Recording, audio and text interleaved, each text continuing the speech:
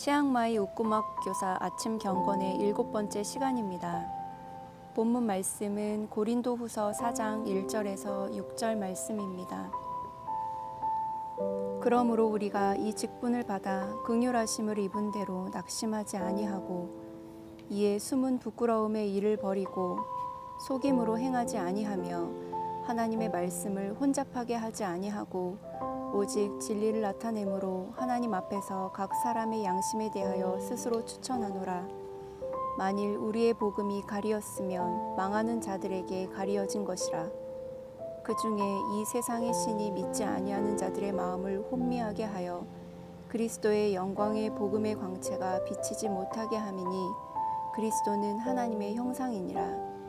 우리는 우리를 전파하는 것이 아니라 오직 그리스도 예수의 주 되신 것과 또 예수를 위하여 우리가 너희의 종된 것을 전파함이라. 어두운 데에 빛이 비치라 말씀하셨던 그 하나님께서 예수 그리스도의 얼굴에 있는 하나님의 영광을 아는 빛을 우리 마음에 비추셨느니라.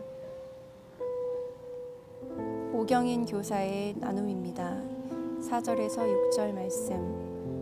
처음에 치앙마이로 같이 선교 가자라는 말을 들었을 때 마음이 많이 어려웠다. 올해 1월 여러 명이 팀으로 왔을 때도 언어가 안 통하고 음식이 입에 맞지 않아서 너무 힘들었다. 그런 곳에서 3달이라니 말도 안 된다고 생각했다. 그 이야기를 들은 후 매주 묵상하고 기도했다. 기도하는 도중에 마음의 변화가 생기고 오히려 하나님이 우리에게 사역의 길을 주셨으니 기쁘다는 생각이 내 마음속에 자리 잡았다. 6절을 보면서 어두운 데에 빛이 비치라 말씀하신 것이 너무 다행이라고 생각이 된다. 우리가 들어가는 곳이 어두운 곳이라 해도 하나님이 비춰주실 곳인데 왜 두려워했지? 라는 생각이 들면서 힘이 되었다. 매번 말씀을 통해서 하나님은 우리에게 용기를 주신다. 우리를 격려하신다. 너무 감사하다. 박은하 교사의 나눔입니다.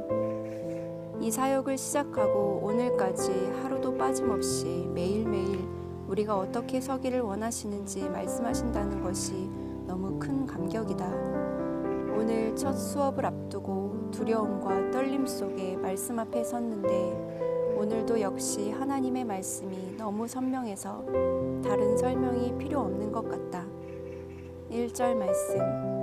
우리가 이 직분을 받아 긍휼하심을 입은 대로 낙심하지 아니하고 낙심할 만한 상황이 없었다면 굳이 이런 이야기를 언급하지 않았을 것이다.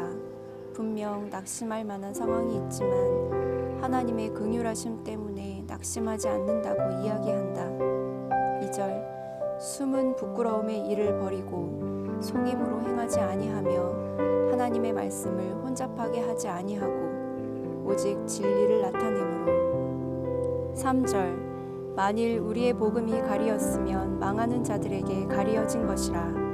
4절. 그 중에 이 세상의 신이 믿지 아니하는 자들의 마음을 혼미하게 하여 그리스도의 영광의 복음의 광채가 비치지 못하게 함이니 그리스도는 하나님의 형상이라. 5절. 우리는 우리를 전파하는 것이 아니라 오직 그리스도 예수의 주 되신 것과 또 예수를 위하여 우리가 너희의 종된 것을 전파함이라. 우리가 복음을 전해도 3절 4절과 같이 복음이 들리지 않는 사람이 있을 수 있다. 다만 우리는 5절의 말씀과 같이 전하는 것뿐이다.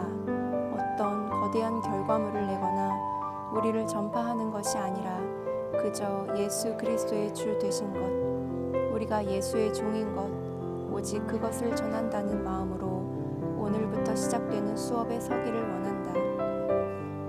최요한 목사님의 나눔입니다.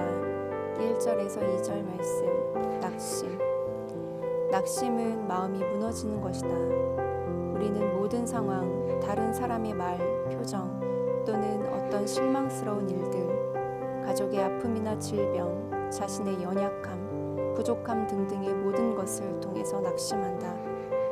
그러나 오늘 본문에서 하나님께서는 하나님의 긍휼을 기억하라는 말씀을 하신다.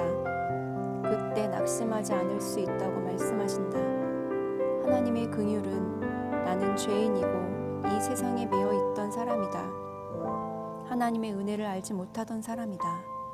그런데 하나님의 은혜로 부르셨고 예수님을 알게 하셨고 믿게 하셨다는 사실을 아는 것이다. 그 긍휼하심을 깨달을 때 낙심이 되는 어떤 상황에서도 다시 낙심하지 않을 수 있다고 말씀하시는 것이다. 그러고 보면 낙심이라는 것은 마음이 무너지는 것이었다. 마음이 무너질 때 은혜로 채우면 되는 것이다.